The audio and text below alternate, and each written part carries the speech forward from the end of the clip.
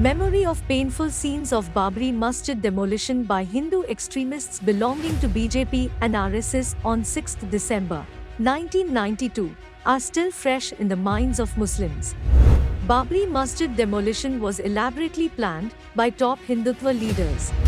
In November 2019, Indian Supreme Court allowed the Hindus to construct a temple at the Babri Masjid site. Indian judiciary acquitted BJP veterans like Advani involved in demolition of Babri Masjid.